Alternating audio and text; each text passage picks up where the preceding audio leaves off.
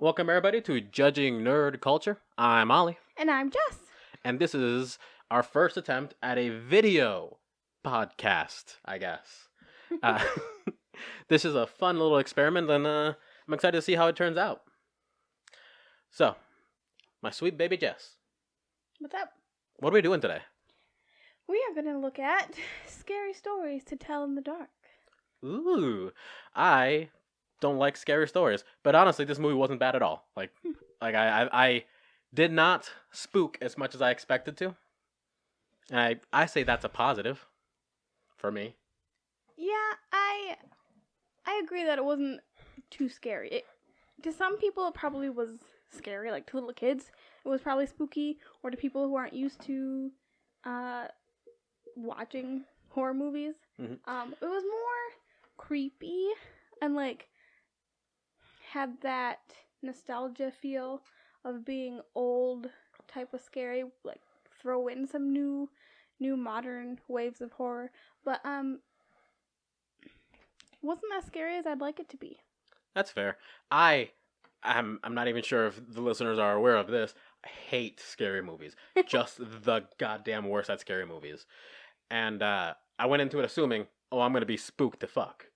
Because the books themselves were pretty damn terrifying. Yeah. So I assumed, oh, this movie's gonna be just a clusterfuck of creepy. And it was pretty damn creepy. There were some pretty legit scenes of just like suspense, and I was ready to get scared, but I wasn't like the entire movie. I was just like ah. It was more like every once in a while there was moments of there's gonna be a jump scare in like 10 seconds, and I'm waiting for it, but it doesn't make it any better. Yeah, it definitely had a lot of jump scares. But it also had a lot of like build up scares. Mm-hmm. No, there's a lot of they did pretty good at building the tension. Yeah. It was a little predictable in knowing like, okay, in this sequence you're gonna see a monster and then there's gonna be some talking or like research, and then this sequence you're gonna see a monster. But I mean, it is based off of an anthology series, so having to pop in a bunch of scary stories and monsters and creatures into one movie, they really just had to like keep going, Yeah. like keep it quick, keep putting, as many scary stories as they could into one movie. Mm-hmm.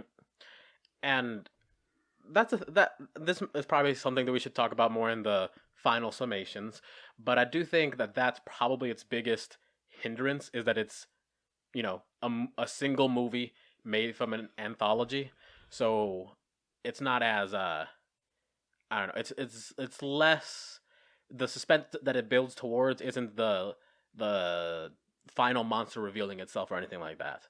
You know what I mean? It's Mhm. different. Where if it was just like the singular stories, one of them or more than one, then the build up is more towards this climactic monstrous reveal or ending. But wow, if this one was more of a trying to resolve the conflict more so than in the actual books. Get what I'm saying? Yeah, I know what you're saying. Cool. Because I lost track of what I was saying halfway through that sentence. No, I thought what you were saying was like, instead of working up to the big final scare, there were just a bunch of scares, and the main boss, I guess, was just kind of in the background the whole time. Yeah. But that doesn't mean it was bad. It's just different based on, different than its source material in that aspect. So, as we just mentioned, this is based off stories, but it's not an anthology like the original. So, what is actually the plot of this one in the vague terms? So, well, the original is just a book by Alvin Schwartz. And it's just scary stories to tell in the dark. And if you were a kid who liked scary stories or anything horror, you have probably read these books. They are terrifying. They have the most terrifying art. Oh yeah. Oh my god. But then you come to the movie, And the movie is about, her name is Stella Nichols. Nichols? Nichols? Nichols. But she's like your stereotypical, like, she only lives with her dad because mom left. She's quiet. She wants to be an author. Like, she's the quirky, introvert girl who has only 2 friends, Mm-hmm. Supposed to be, the weird girl or whatever, that whole stereotype. So it's about her and her friends and this strange boy you meet, just randomly, Ramon. The thing that upset me with him, not upset me, but like confused me, was that they didn't tell you who he is or why he is until like the end of the movie almost. Mm-hmm. But he's introduced when a cop is like, "Hey kid, where you going?" He's like, "I'm following the harvest." Also, the fuck does that mean? I don't know. I don't know what that means. But point is, her and her 3 friends go to this supposedly haunted house. They find a secret entrance to the basement, and she takes a book. She doesn't just take a book. She takes the book full of scary stories that apparently is written in the blood of children, and that every time one of those stories is told, some child dies. She took that book. Yeah, if you ask, what was her name? Sarah Bellows. Yeah, that's right. If you ask her to tell you a story, she'll give you a story, but you'll end up dead. So she took that book, Yeah. and she decided, this is a good idea. You know what else I should do? Ask Sarah Bellows if she'll tell me a story. Yeah. Like, to be fair, she's thinking it's something made up by fellow teenagers who are just trying to get a scare. Mm-hmm. They didn't even think Sarah Bellows existed until they found the basement. Yeah, still, I don't know. Like, I'm not a believer of like the scary stories that people tell about ghosts and whatnot. Yeah. I'm not disapproving of ghosts. I think ghosts are probably real. But You disapprove of ghosts. well, some. But the point is, I'm pretty skeptical in general. But even I'm not gonna take the thing like that's supposedly written in children's blood and then invoke the ghost that kills those children. But that always happens in every horror movie where there's a book, a diary, a journal, even like a trinket. Someone always takes the book, always opens the book and reads the worst section from it, even though they know it's either made out of skin, written in blood, whatever. Oh god. They open it, they read it, or they take the thing they're not supposed to take. Mm-hmm. When they know this could end badly, and they do it anyway. Yeah. So like, on one hand, this girl, real sweet, real like protagonist, lovely character. 100% the reason everyone dies. Yeah. She basically takes Sarah Bellows' Necronomicon. She takes it, starts reading it at home, not out loud, but she reads it, kind of like brushes her thumb through the words that are freshly written in blood.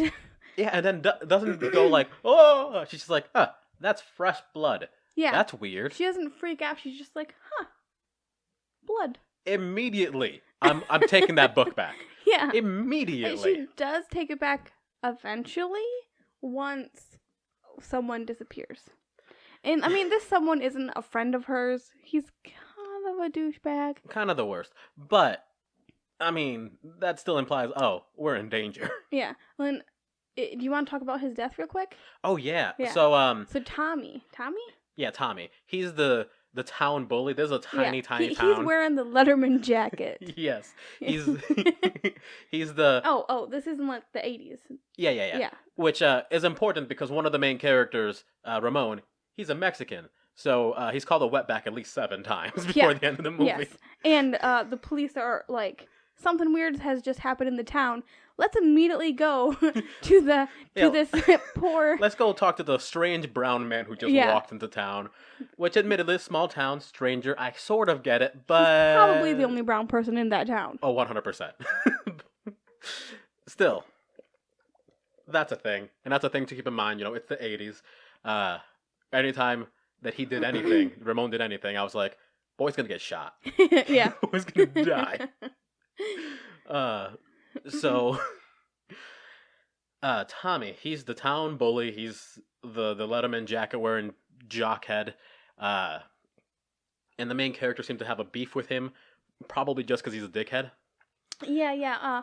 One of the characters, one of the friends of Stella, Chuck. He's been bullied by Tommy. And I imagine his, entourage. They've been also bullied by him because they're friends with Chuck. So. And they were also willing to help him with the I don't know, payback that they were trying to get on Halloween, which involved a bag full of old men's underwear and a flaming bag of poop that they threw at them, which is pretty great. Yeah. Good payback. pretty good. Solid. Anyway, back to Tommy dying. Yes. Yeah. For some reason, at the very beginning, he just is beating up on good old, what's the thing's name? Harold? Harold. Yeah. It's a scarecrow that lives in his dad's cornfield. Mm-hmm. And yeah. For some reason, he's just beating up on nice, sweet old Harold. Admittedly, looks terrifying. Harold is terrifying. It looks like they made his scarecrow head out of human skin. Yes. Like, I personally would be terrified of Harold. I've played in cornfields before. I've played hide and seek in cornfields before. In the daytime or at nighttime. I've done it. I grew up across the field, or the road from a cornfield. So I have a lot of experience with that. But I would not touch or talk or even look at that scarecrow. Let alone bash its head in with a baseball bat. Was terrifying to look at. Utterly. Yes. Because even if one of my friends hadn't read a magical journal made of blood, I would be terrified Harold was going to come to life. Yeah, just looking at it, you assume that's a living monster. Yes. That's a demon. But, Tommy gets drunk. Mm-hmm. It's the same night. It's Halloween night after everything's happened. After he's gotten his car egged and poop thrown at him from the kids, from this group of friends. Goes home, his mom just comes out and yells at him, tells him to take eggs to the neighbors like he was supposed to, which I understand that he had a chore to do and she wants him to do it, but I would have just told him first thing in the morning. It's like midnight. Yeah, like, I'm sure these people wouldn't really appreciate, like, they were probably upset you didn't bring them eggs in the first place, but if your drunk teenage son goes to their house at midnight, I feel like they're also going to be upset. Yeah, I think I'd be more upset about that. If Tommy shows up at my door at midnight, like, whether he's bringing me eggs or not, I'm going to punch him in the face. Yeah. Fuck you, Tommy. Yeah. But he never makes it, does he? No, he doesn't. He gets lost in this cornfield, supposedly. Like, he keeps making circles around Harold. Mm-hmm. Or Harold just keeps showing up. I'm not sure. I think the issue here is that Harold keeps popping up places, keeps moving around. So every time he does, Tommy changes direction because he's assuming, oh, this is Harold. I have to go this way to get out of the cornfield. And he ends up going in a few circles because Harold keeps showing up places. Possibly. And then eventually he just starts running. Mm-hmm.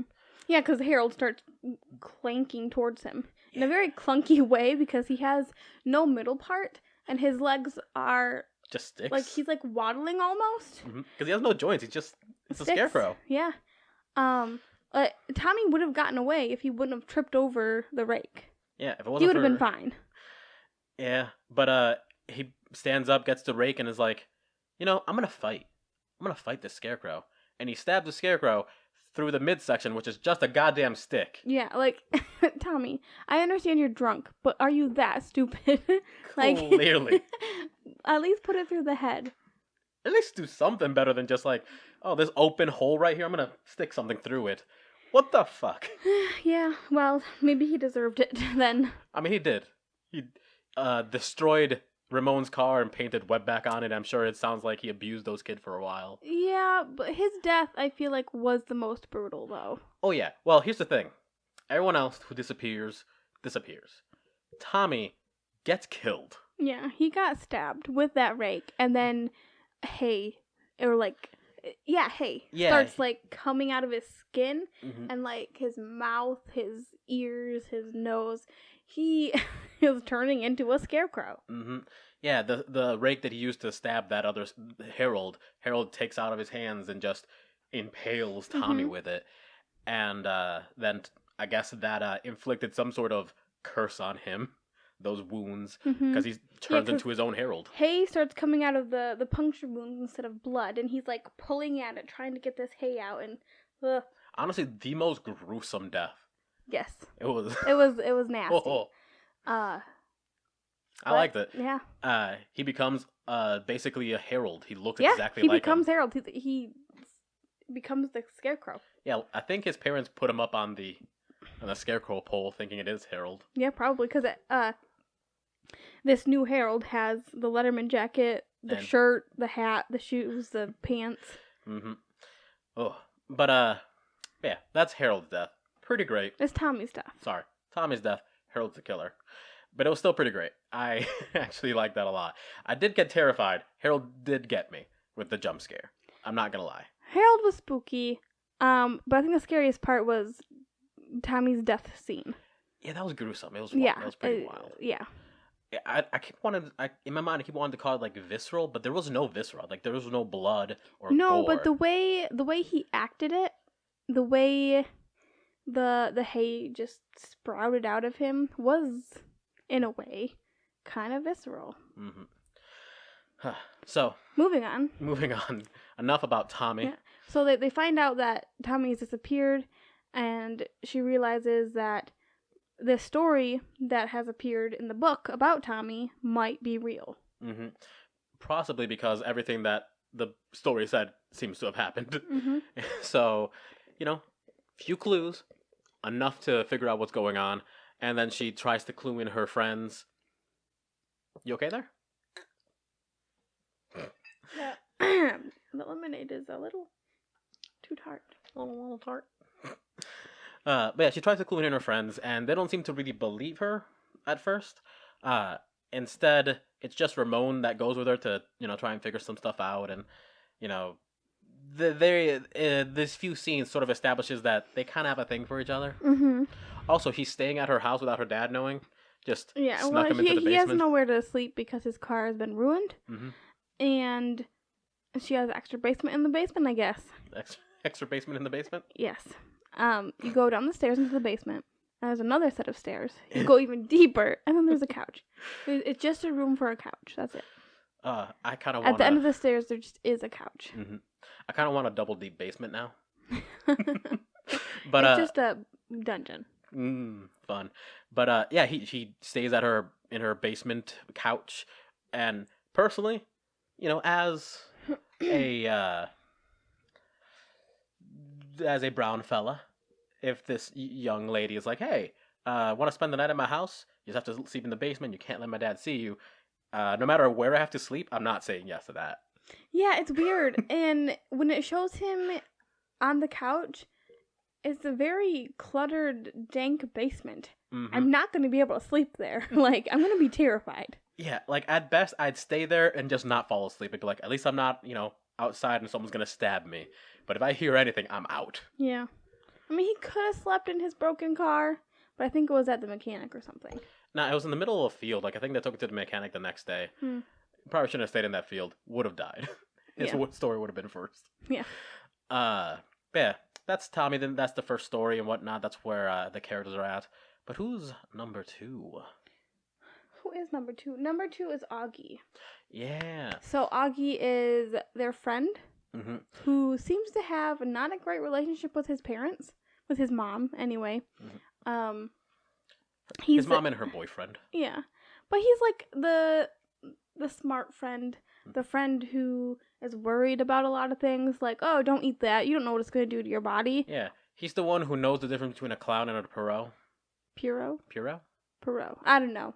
Purell. Anyway, he knows a lot of dumb facts. Yeah. And is worried about a lot of dumb things. He's also got a hard-on for every woman in town, apparently. Yes. He has a crush on Stella. He has a crush on Chuck's sister. He just is a teenage lonely boy. Yeah. He is just a teenage boy. That's what he is. But yeah, Ramon, as in Ramon and Stella. This is after Stella takes it back to the basement, and she's like, here's your book back. You know, I don't want it.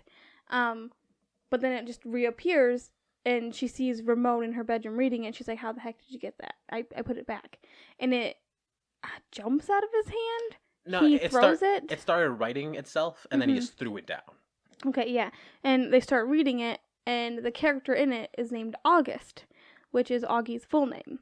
And it starts telling the story of the big toe. Yeah, some witch lost her big toe. Well, I don't know if it was a witch. I think. I don't think they specifically said it was a witch. I thought it was just a corpse of a woman. Okay. It could have been a witch. I mean, you could get that from looking at the monster or the creature, the corpse. But, yeah, it's just some woman who lost her toe. Is a corpse, and somebody, I guess eats her toe? Yeah, he eats her toe, unintentionally. Well, he doesn't swallow it, but it's made into this stew that is at his house, and he's on the phone with his mom, like, hey, you didn't leave me anything. Yeah. What am I supposed to do for the weekend? Responsible. Yeah. And he's like, I'm just going to eat this stew I found in the fridge, and she has no idea what he's talking about. But she lets him do it anyway. And I mean, why would she assume that someone broke into her house and put stew in her refrigerator? Yeah. Well, they call, or they have walkie-talkies, so they try to get a hold of him, of Augie, and they're yelling, screaming, whatever. And he starts eating the stew, which, he doesn't even warm up. Not even a little. He little. just puts the cold pot on the counter and starts eating. Like, that's also gross. Stew, congeals. Like, there's, oily stuff in it that, there's fat in it and stuff that, congeals to the top. Anyway, it's gross. He starts eating it, though. And he apparently loves it because he just keeps going in for more. He keeps going. Even though they're like, Augie, do not eat that.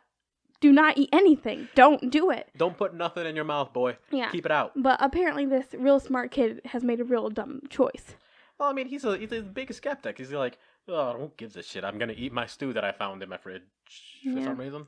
And, when I'm eating something, I normally, if it's a soup, I'll scoop it up and I'll eat it and, look at it as I'm eating it. Yeah, he doesn't. I always look at my spoon when I'm eating some, stew or soup or whatever. Yeah, you don't want it to drip on you. You want to make sure you got the right ratio of meat and vegetables and soup. Yeah, but this kid doesn't even realize, oh, there's a toe in my fucking spoon. And it's not a little toe. No, it's the big toe. It's a honker. It's huge. And he still eats it, and then he crunches down on it and is like, oh, that's weird.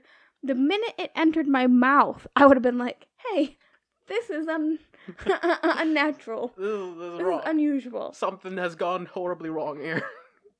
And he spits it up and he starts hearing the voice of this. Who took my toe? Yes. Also, quick side note. Apparently this whole story that he's living in right now is a story that his father used to tell him. Mm-hmm. About the corpse lady who someone eats her toe and then she goes chasing after the toe and the person who took it. What the fuck kind of bedtime story is his dad telling him? No wonder Dad's not in the picture anymore. He's not great. Doesn't sound too great. Yeah. But yeah, that's what he's encountering right now. And it's a gross corpse. She's terrifying. Long been dead. Still has skin and stuff, but it is been dead for a long time. At least a size 11 foot based on the toe. And she's so tall and so lanky. Oh, obviously she's lanky because she hasn't eaten because she's a corpse. But she's just terrifying. Yeah, real she gangled and gross. Slowly walks down the hallway to him. And instead of trying to get out the window or running to get out of the house, he hides under the bed. Well, he tried to get out the window at one point. He, hid inside of his room and tried to get out the window and tried to escape. But the window wouldn't open. He was running out of, running out of options, and his first instinct just hide under the bed. I guess, but I feel like it would have been faster just to unlock the window really quick and jump out. There's a chair right there. Just break the damn window. Yeah. And maybe he, in that quick second, he was like, shoot, the window's locked. I'm not going to make it in time. She's coming. I don't have time to try to unlock this or figure out why I can't open this window. Mm-hmm. But under the bed, it's always the obvious place. It's also the wrong place. No one ever escapes by hiding under the bed. Hide behind the door. Hide anywhere else. When she opens it, she's not going to see you, and then you can run away. Run away. All right, baby. There's a jump scare that this sets up, but before we get to that, I just want to mention that like the entire lead up to this, like her slowly waddling through the hallway and just her voice ringing in the background, and once he gets under the bed, he's like looking around and like not seeing anything and just not being more calm or being like thinking that he's safe, but just it's so drawn out and so slow and so like nothing actually happens during this time that it's just building to suspense. Yeah, you know something's gonna happen, but you still feel that dread. Mm-hmm. This scene and Chuck's abduction are the two most suspenseful parts of this movie, and they do that great. Mm-hmm. They do a really good job with their creatures, with the lighting, with making them creepy, with making them spot on with the books. Yeah, I have no complaints. It does a pretty good job of building up all the suspense, and it was during this scene, like as he's starting to look over the edge of the bed to see if the witch is there somewhere in the room, because she clearly entered. Mm-hmm. You don't see her enter, but you know. You know she's there. Yeah. He knows she's there. It's clear. It's evident. But he's peeking around, and at this point, I'm not even looking at the screen. I'm holding onto her hand and looking at her face because I don't want to see the jump scare. You were terrified. I was. The whole movie, you were terrified. Good chunks of the movie, not the whole movie. Thank you. But yeah, I'm a bit of a chicken. I'm not gonna lie. I'm not big with the with the spooks.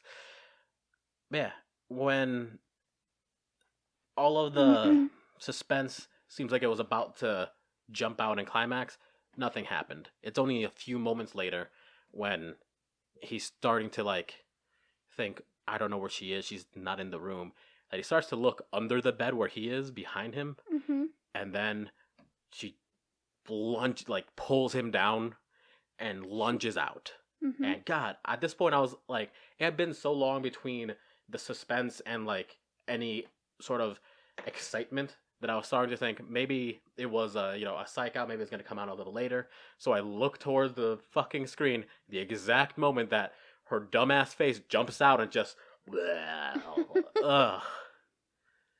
Yeah. It's spooky. She does have kind of that creepy witch vibe about her, but I feel like her face when she attacks him, how her mouth kind of elongates and her eyes are all black, her mouth is all black. It's a very used up, scary trope where the woman or the man, a lot of times though, I feel like it's a woman, their face deforms. Yeah, it's just too long, and they open their mouth, and the mouth is way too long, and I don't know. It was scary, but I mean, it was scary, but it was a scary that we've sort of seen a few dozen times. Yeah, it wasn't a novelty by any means, which is fair.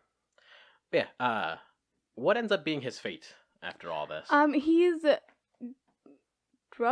dragged. I don't think it's drug. Drugged? He's drugged. I don't think that's the appropriate. He's dragged. Dragged under the bed and into the wall. Like he just kind of disappears. When they find him, his claw marks, just go straight backwards and stop at where the wall is. So he gets taken to whatever hell dimension this creature is from. Yeah, just straight That's up what I would guess. spirited away into hell. Basically, yeah. I don't have any other guesses to where these people who have been taken or the stories written about have disappeared to. Mm-hmm. Maybe whatever, like, evil imagination land the monsters come from. Yeah. Ugh, that sounds gross. It's like evil chalk zone. Oh, come on. They would have to draw something though. Well, it's the verbal chalk zone. They make these stories up and then they just kind of bubble up and form and become reality. Yeah, I guess so. Evil chalk zone. But yeah, that's August. Real unfortunate, real sad. He like I was. It's not unconvincing, the rest of the deaths and the rest of the things. It's all very well acted, but August's death just, I don't know, made me feel real bad for the kid. Yeah, he was stupid, but he was real sweet. Yeah. And he's a kid. He didn't really deserve what happened to him. And he was also one of the main group. He was one of the girls' best friends. Mm-hmm. Huh. But now he's gone. Yeah. So then Ramon and Stella have to tell Chuck that Augie is gone, that he's been taken. So they call a little powwow in the local drive-in movie theater, and Chuck brings his sister, and they talk about, this is what's going on with this book that we have, blah, blah, blah. But Ruth isn't having it. She thinks it's stupid. She's left. She's gone. She's outie. And, of course, this indicates she's the next one to go. Meanwhile, Chuck and Ramon and, not Sarah. Stella, sorry. Stella decide, we have a plan. Let's burn this fucking book. Which, honestly, great plan. Good plan, yeah. Solid. Doesn't work. Doesn't work at all. Not even a little singe on this book. Real unfortunate. Yeah. Oh, we forgot to mention that as the story is writing itself out, at one point or another, Stella tries to rip the pages out to try and protect her friend and stop the story from being written, and it just magically appears on the next page. Love that. It was pretty cool. Yeah. The book will not be stopped. So yeah, they go to the library, try to figure out more information about Sarah Bellows, about her family, about what's going on, and they do find out that her family owned, though, like a water mill or some sort of mill. a paper mill, maybe? Paper mill, I don't know. All I know is that they were poisoning the water. Yeah. Of the town, like on purpose. It doesn't say why exactly, I don't think.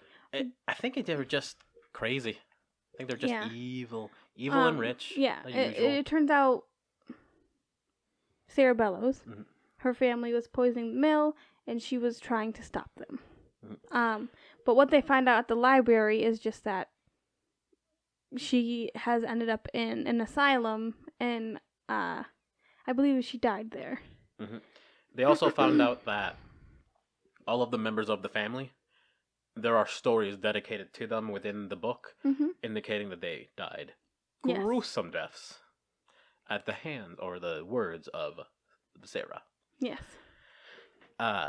They also found out a few other things that aren't super important, other than the fact that, it was back in the day and people probably would have been discriminatory. Apparently, Sarah was an albino woman who, I don't know. She was just an albino, and I guess her family was like, ew, we don't like you. You're going to live in the basement now. I mean, yeah, back in the day, it's probably like, you're a malformed demon with red eyes or something. Like, people were pretty gross. So, I mean, with a name like Ephraim, you have some evil in you. Probably. So yeah, she's albino, which, shouldn't be much of a thing, but it was apparently, because they locked her in the basement for being a demon or something. Yeah, and she would tell these stories to little kids and teenagers, I suppose. Through like a wall or something? Through a wall, yeah. I think like the other side must have been outside somehow. Yeah, they would like knock on the wall and she would tell them the stories. And then they would die or disappear. Watching this movie reminded me that you're not going to like it again. Ugh. Told you. But yeah, watching the movie reminded me how happy I am that, despite the fact that everything's gone to shit for many reasons, so glad I live in the 2000s, and not like when they imprisoned albinos in the fucking basement and spray painted wetback on Mexicans' cars. They still do that second one. That's true. But it's one of the, like, whenever I watch a period piece movie, I'm just like, oh, thank God I don't live back then. But the outfits, though. I can't knock them. They're leather. I'm fine with that. So yeah. Then, while they're at the library, they Library. notice the book starts writing again. Yes. And this time it's called The Red Spot. And they think it's Chuck because he has ketchup on his shirt. Yeah. But the story, the main character's name is Ruth. So They find out real they quick. know It's, who it is. Chuck's sister, who's at some sort of Like a recital. Yeah, recital or pageant at her high school. It looks like it's some sort of play. Mm-hmm. And she's having a bad time because she's getting ready to go out for the play and do whatever she has to do, but she has this horrible red spot on her face, like this big ass pimple looking thing. Yeah, earlier in the movie she tells Chuck that it's a spider bite. Mm-hmm. Because when they were investigating the Cerebella's house or whatever in the basement. Cerebella. Cerebella. The cerebellum. Cerebellos? Cerebellums. Bellums? I'm very bad with names, baby. You're really gonna ruin me here. Sarah? Bellows. Okay, cool. So while they're in Cerebello's basement, Tommy shows up and harasses them and whatnot. And what we didn't really mention earlier because it wasn't super relevant, Tommy seemed to be dating Ruth for some unknown reason. And I feel like it was a fresh thing. Like yeah. this was like their maybe second week or something. Mm-hmm. But he's harassing her brother, and it seems like he's gonna get kind of violent. And he trapped them in the basement behind this hidden door and everything. And she's getting uncomfortable about it. She's like, "Oh, Tommy, that's my brother." Like he's a twat, but he's still my brother. Yeah. So he's just like, fine, open it up, let him out. And then he chucks her in the basement, which could have broke her neck, but whatever. And then closes the door behind them, and she gets all tangled in spider webs and is like screaming, something bit me, and so on and so forth. And fast forward to the pageant. She's got this big old honking spider bite on her face and is freaking out and trying to fix it. Yeah, the other girls in the play are saying like, "Oh, honey, like you need to do something about that. It's no good." Mm-hmm. Which you mentioned while we were in the movie, like if she's on stage, there's no way they're gonna notice that. Yeah, especially if she has that makeup on. Mm-hmm. No one's gonna see that shit. Yeah, but she freaks out anyways and runs to the bathroom to pick at it like any responsible teenager does. Mm-hmm. Well, the girl sitting next to her tells her she needs to do something about it before she goes on stage. Mm-hmm. So they didn't have Proactive in the 80s, so. But yeah, this was pretty gross too. Yeah, this part I did look away because I have I'm sure there's a lot of people out there who have a weird thing and are like, I don't like parasites or things coming out of me. But I don't think it's a weird thing. I think it's a pretty regular thing. Yeah. But yours is like next tier. Yeah. Second tier. Yeah. I was not pleased with having to watch that, so I didn't. But the little spider foot comes out of her spider bite and then just rips on out, and along with it, millions of spiders just and she starts just ripping and tearing at her face. Yeah. And like she's not okay. No, she's having a rough time. And they're all over her body. She's ripping and tearing at her skin, trying to get them off. And the kids show up, and they're trying to save, Chuck's sister, trying to save her. And they're having a hard time. Yeah. But Chuck comes in to save the day. He grabs this bucket of like mop water. Yeah, and just chucks at her face. And they gets the spiders off. Saved her life. Mm-hmm. A little late because she is torn up. Yeah, she ends up in the hospital, and from the sounds of it, she ends up like maybe in the asylum for a few days, getting therapy, She's a bit traumatized. Yeah. Yes. It's not great. Like Not a great time. I don't have a phobia of spiders. Like they're creepy, they're gross, whatever. But I don't like bugs in general. But like I don't have a particular fear of spiders or anything. But if I'm covered in them, I'm never, ever gonna look at a spider the same way again. You'd lose that fear factor. Oh, 100%. I cannot do fear factor. Cannot think- eat random shit like that. First of all, I think if I had to eat something, I'd be okay. But if I had to be covered in spiders or like maggots, I couldn't do it. Oof. Worms, probably not, because they're too close to look like maggots, and I'm terrified of maggots. So fair enough. All right, quick intermission to talk about fear factor. I could win anything where it's just like, run across this really high thing, do this thing that's kind of scary. Do you have good balance? Moderate. If I am quick enough, I can keep myself from realizing I'm doing something stupid and stumbling. But yeah, bugs and actually eating and never. Immediately fail. I think I'd be fine with eating a thing. I'm more fine being covered in things than eating a thing. Yeah, the underwater parts I couldn't do. I can't hold my breath very long. I can do a solid minute if I really try. Solid minute. Solid minute. Okay, back to scary stories. Scary stories. So after Ruthie, they go to the asylum because that's where Sarah Bellows was being held. Yes. And they want to find the records. Mm-hmm. They go up to the counter and it's like, hey, we need some information about a patient, and they're like, no. Yeah, even if it's like 100 years old, no, that's not allowed. But they sneak in anyway. Mm-hmm. Chuck really doesn't want to go because he's been having this dream of being in a red room and some old fat woman coming up to him saying, you need to get out of here and run away as fast as you can. It's an evil place. Mm-hmm. Not in those exact words, but it's pretty close. Yeah, pretty close. He doesn't want to go, so they're like, okay, fine. The records room is called the Red Room. I don't know. I think it's record at something. Yeah, I don't know, but it's called the Red Room. And he's like, oh heck no, I'm not going in there. It's specifically called the Red Room. Are you crazy? And she's like, okay, well, don't get caught and be the lookout for us. And so he stands in the hallway and tries to be a lookout. Unfortunately, a bunch of doctors and facility workers are walking around, so he immediately just starts walking around trying to not be noticed by anyone, which leads him to an elevator, which leads him to the roof, which leads him to like that. He starts getting chased. Once he's at the roof, there's a bunch of workers up there who notice him and are like, hey, you're not supposed to be up here. What the fuck you doing, boy? And then he just starts running, and obviously they're gonna run after him. Mm-hmm. What's this weird kid doing in an insane asylum or whatever this place is? He's either insane or doing something he's not supposed to be doing. Which is, at this point, getting closer to both. Yeah. And he's just running, and they're chasing him. They're sounding the alarms. They're doing whatever they can. Meanwhile, God, I keep wanting to call her Sarah. But Ramon and... Stella. Why do I not remember Stella?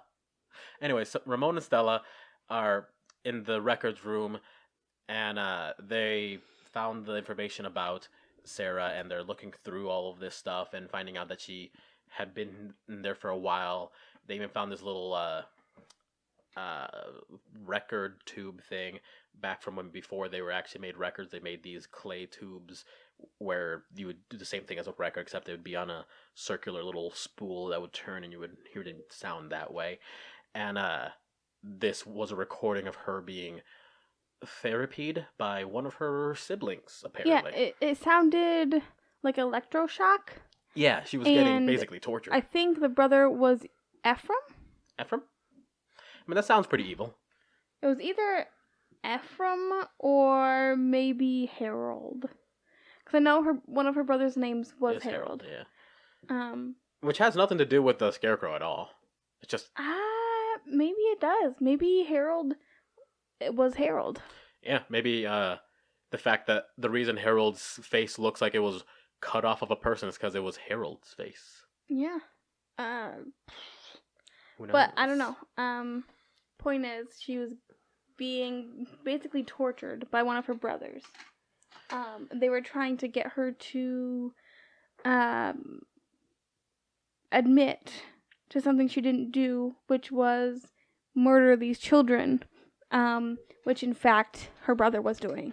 Yeah, in this recording, it all comes out that she's not this crazy person who would murder these children and poison them.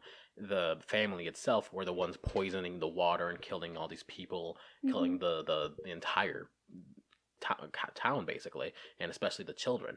And it reveals that this family was just incredibly abusive towards Sarah, trapping her in the basement and attacking her and just being pretty awful in general. And as they're listening to this, out of nowhere, the recording starts to talk about Chuck. Yes. It Which starts is- telling us the story of Chuck. Which is Or Charles, it says. Yeah, which is really cool because the other guy, the guy, her brother talking to her is just like, who the fuck is Charles? Yeah. So it's like somehow she knows. The future or something? Yeah. I don't know. It was cool. It was cool. Yeah, it's time for Chuck to die. I guess. So he's running through the asylum, trying to find somewhere. Mhm. And it appears that he's found this, I don't know, part of the hospital that nobody is in. Like, there's literally nobody except for the men who were chasing him. Mhm. And the alarms are going off, and they're red. And so basically every room Is a red room. is a red room. The halls turn red. All the doors are locked, so he's in the hallway, but it's red. It's blinking, flashing red, and he sees a woman at the end of the hallway. She is my favorite. She looks hideous. Excuse me. She is so cute. Now that we're trying to do a visual medium, maybe we'll we'll throw in like the picture of this woman, this character, and maybe even the reference from the actual book itself. Right here, maybe. Maybe right here-ish. Or maybe we're just waving our hands around. Oh. Who knows? We'll see. But she has a real sweet, tender face that's about 2 feet wide, with this massive, Oh yeah. creepy smile. She is one of the more iconic images from the book. I don't know if she's on a cover, but she is I think one of the more popular. Yeah, if you read the books, this will be a familiar face to you. And it looks pretty much spot on. All of these monsters look spot on to their storied counterparts, which is probably due to the fact that Guillermo del Toro is one of the people involved with this, that monster-loving fuck. Oh yeah, he is he is so good at his monster making. It's unreal.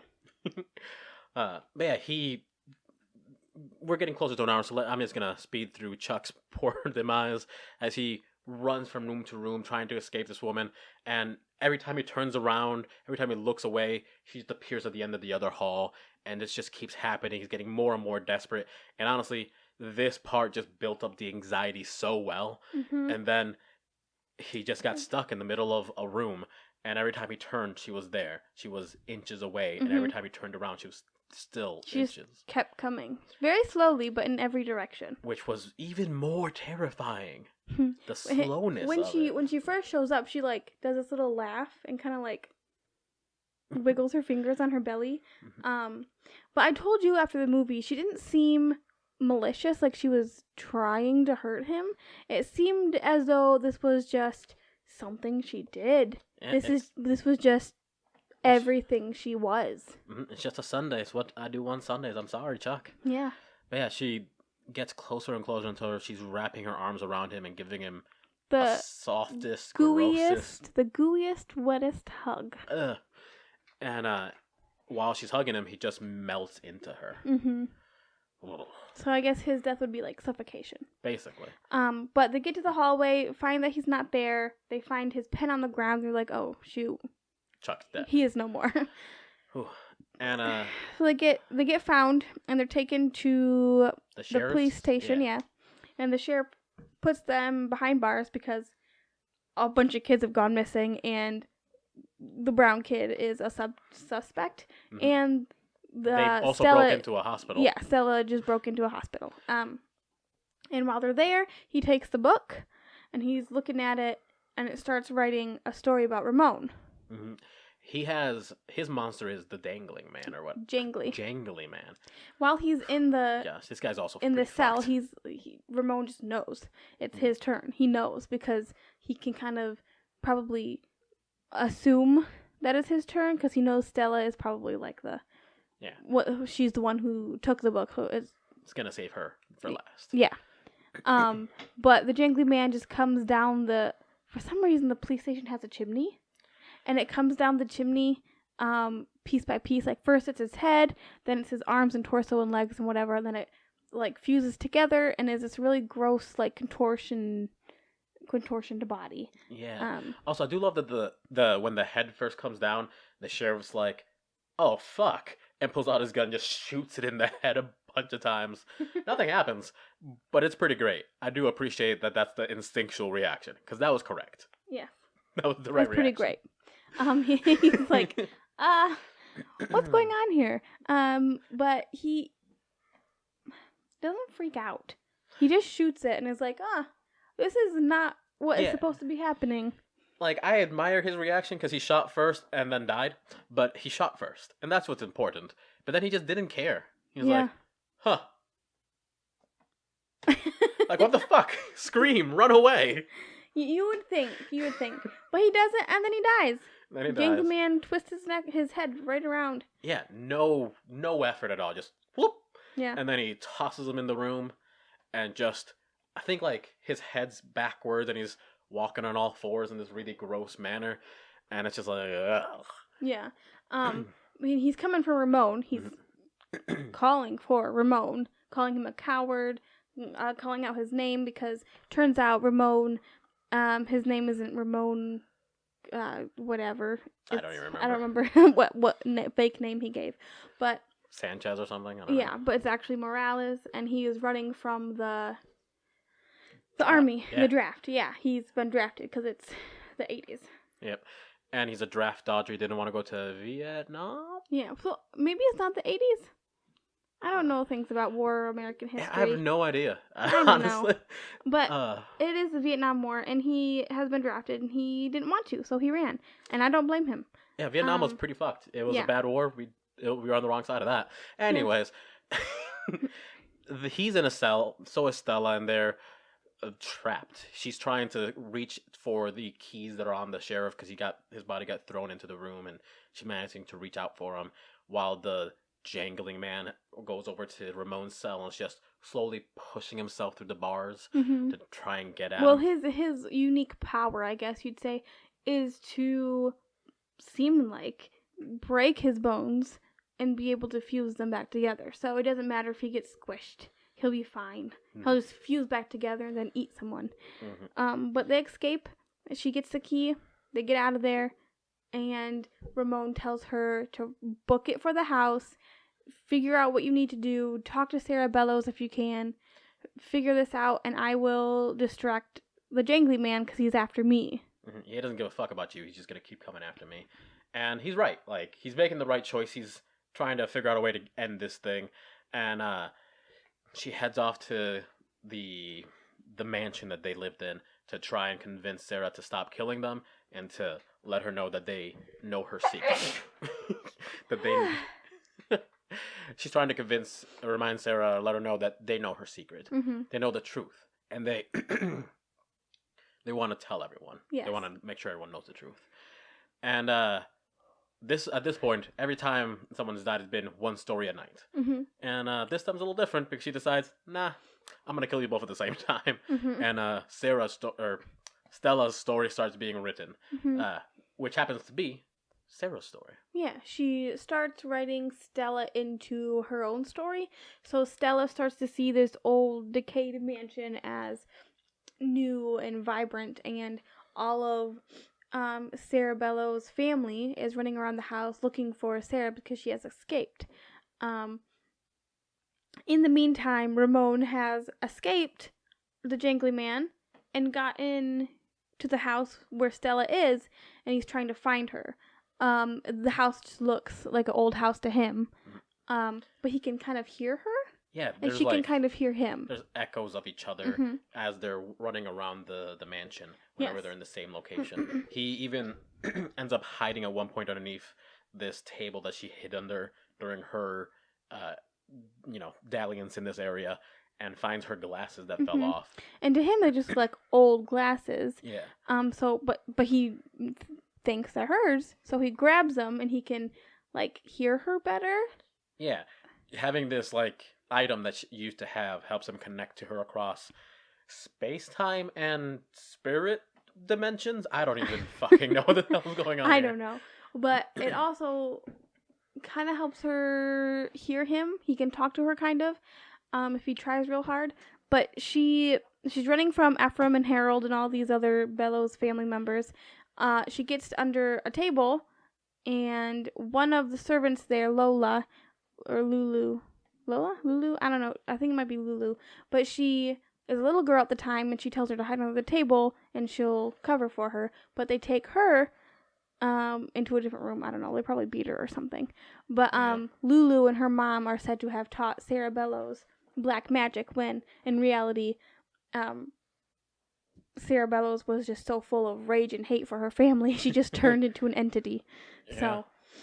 And unfortunately for good old Stella, hiding under the table, hiding under the bed, never works. Never works. Never works. That's the first place everybody always looks. Every time. So she's under there, and at this point she's realized that they're looking for Sarah. And at one point she saw herself in the mirror and realized she, in this scenario, is Sarah. Yes, because she sees Sarah. And they find her and they drag her down to the basement and they hide her in there and turn off all the lights, and she's just there alone. No glasses, can barely see anything, and starts to see Sarah, her apparition in this place. And they start to talk. And honestly, Sarah is not spooky at all. No, she just looks like an average old person, like maybe like a 30-something-year-old woman with long blonde hair, glazed eyes because, or like cataract eyes because she's dead, in a white dress. She is not spooky whatsoever. A few times here or there you see like her features transition from like decayed monster to woman and back and forth. Like it just kind of transitions as she's moving and talking, but it's never like scary or dangerous. It's just kind of like a reminder that she's dead and some sort of monster to some extent. And Stella starts to plead with her. Sarah, we know what happened. We know what's going on. We'll tell your story. We'll tell everyone what happened to you. We won't let anyone believe that you're this monster anymore. And she promises her all this stuff, and Sarah tells her that she's turned into the monster that they think she was. That she's become just as bad as the stories say that she is. And Sarah offers her Stella her weird pen. Yeah, it's like an ink pen. Yeah. Or like a quill. Yeah, just a metal quill pen. And she tells Stella, write it in your blood. And she stabs herself in the finger and starts writing the story of Sarah. Yeah, she only writes a few sentences because she's running out of time and she just wants to make a point. Yeah. But she writes it, saying how her family were the real sinners and how Sarah was tortured and was the victim because she was trying to tell people that her family was evil. All of this while Ramon is seconds away from being murdered. Yes. But yeah, when she makes the pact, Sarah stops. Yeah, first she lets out just a horrible wail. Yeah, she screams. She doesn't seem happy about the ending, but she stops. And the jangly man disappears. I mean, to be fair, it's falls probably apart. It's probably very cathartic. Just like, I have so much anger, grr, and then just yelling it out. Also, grr, so much anger. But it shakes the whole house, and as the house shakes, that's when the jangly man and mannequins into pieces. Yes. Yeah, and then that's the end. Yeah, Ramon goes off to war because otherwise he's probably gonna go to jail. yeah, because one way or another, they think he murdered people. Yeah, Like they're probably pretty sure. there's still no result Yeah. or resolution for To- the town of where these children have gone. I mean, besides Ruth and Tom, or Ruth. Yeah, Ruth and Stella, I suppose, but Yeah. because he showed up, then kids went missing, and the sheriff got murdered as the day he got arrested. Mhm. Like this kid's got to get the fuck out of town. Yes, and never show back up. Never. But he goes off to war. Stella goes home with Dad. And in the back seat is Ruth. I don't know why Ruth is in the back seat, but Well, she is. I don't think they go home. It seemed like Stella was in her journal. She was writing about the fact that she wrote Sarah's story. She finished it. She published it, and people are hearing about it. Not super widespread, not super popular, but she kept her promise. And now she's trying to figure out how to get Charlie or Chuck and August back because she's pretty sure they're not dead. They're just gone. Mm-hmm. Unlike Tommy, who did get stabbed. He actually died. He actually got killed. But she's trying to get them back, and I think they're going somewhere to try and find information, find evidence, find some sort of magic hoodoo. Maybe. The dad could have encouraged her and been like, "Yeah, okay, whatever." I mean, she's like, if she just graduated high school, according to whatever story's going on, she's 18 and a published writer. Maybe she's just like encouraging her career. Well, she published it in the newspaper. It wasn't a book. I thought it was. I don't know. But yeah, she says her and Ruth are trying to figure out where everyone's gone. And it kind of hints that maybe there'll be a second movie. Mm-hmm. It's not bad. Yeah, it's not bad. I enjoyed it. It was a very. I don't know, if you don't want something super scary or gory or something, but you want that little bit of creepiness, you want that little bit of nostalgic horror. It had a lot of like 80s vibes, obviously because it was from around that era. Mm-hmm. It also had like the monsters looked impeccable. Like for a monster flick, this is pretty great. Yes, they're very spooky. I think the scariest ones were the Jangly Man. Mm-hmm. And that's probably it. The Scarecrow was scary. It is creepy looking. Yeah. For me, it was 100% the Red Room lady. She terrifies me. Really? Her image, gets me.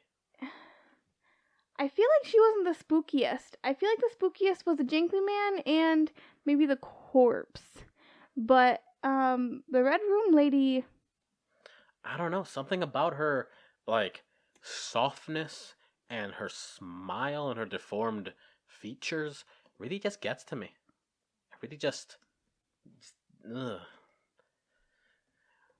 But yeah, that's the end of the movie. So this is pretty much the end. You want to wrap it up? Yeah, we can wrap it up. So all in all, I think this is a pretty good movie. It's the kind of scary movie that if you're trying to get your kid into scary movies, I say take them. Your 13-year-old child who's starting to get into the spooks is like, yeah, let's go watch this like almost family friendly scary movie. Almost. Borderline. Maybe in the way where there's not any like sexy stuff. Yeah, there's no like legitimate gore or. But your kid's probably gonna have nightmares. Oh yeah, like this is a scary movie, but that's kind of the reason people watch these things, right? Is to be scared and terrified. So, I say, despite the fact that it's not the most terrifying thing ever, and it's not like super novel, like there's nothing done in it that isn't seen somewhere else, I'd say this is a good movie. Nothing spectacular or great though. If you're looking for some pretty spectacular monster appearances, this is somewhere to go to see that, because that is a masterful art form to create that appearance in costuming and in editing and whatever other formats. So that was great, but otherwise it's not particularly spectacular or new. I agree. I agree. But it's worth to go watch. Yeah. It's worth it. Uh, I mean, I wouldn't necessarily say you have to run out and see it at the movie theater. You Yeah. could probably wait for it to be On on some Netflix sort of or streaming something. device or get it out of Redbox or something. Mhm. It's good. Worth a watch, but if the nearest movie theater to you sells the tickets at $15, don't pay that. Yeah, go to the matinee. Yeah, Pay like $5. get the discounted viewing. It's more worth the price. Yes. So yeah, that's a pretty good sum up. That's a wrap up. I think that's it. So I wish it would have just been a little more scary. yeah, And I think it would have been great if they would have thrown in a few more scary stories. Mm-hmm. Maybe we can fix it in the remix. Maybe. We'll see. And maybe in the second movie they'll Take it throw up in a some notch. more. Yeah. All right, but that's it for us today. Before we go, just a quick jaunt into the self-promotion corner, just to remind everyone that we're trying to live and survive, and we need your help and support. So if you can, go to patreon.com/Delta Cryptid Productions and drop a few bucks. There's rewards for you if you do. Some extra podcast episodes of our Patreon exclusive podcast, The Remix, in which we make everything that we've watched and read and played and done so far better or new or different in some way, and we just kind of shoot the shit for a while. And that's it's fun. It's more loose. Beyond that, you can have a message on the show, say whatever you want through us, as long as it's not racist or obscene. Nothing, yeah. That's a good wrap up. That's good. Demand that we do a show, as long as it's not a billion-hour thing like, I don't know, Final Fantasy VII might be a little bit long, but anything else that we could reasonably complete in a few days and get to talking about, we'll definitely do. And beyond that, you can be on the show with us talking about any of these things, and it'll be really fun to interact with any of our viewers in that way. Yeah, it'd be super fun to see what you guys think about some of the things that we've talked about or something new. So if you have any interest in that, go to patreon.com/Delta Cryptid Productions. Otherwise, find us on Twitter at Cryptid Delta, on Instagram at Delta Cryptid Productions, or on Facebook at Cryptid Delta. Lastly, go to our iTunes page if you just can find it in your heart, because whether you have money or not, this is a massive help. So just go to iTunes and give us a 5-star rating and a little review to let people know you're watching. And that really helps other people find our show, which we would really appreciate so much. But yeah, that's everything, right? That's everything. All right, thanks for watching and listening, and we'll see you next time. Bye. We love you.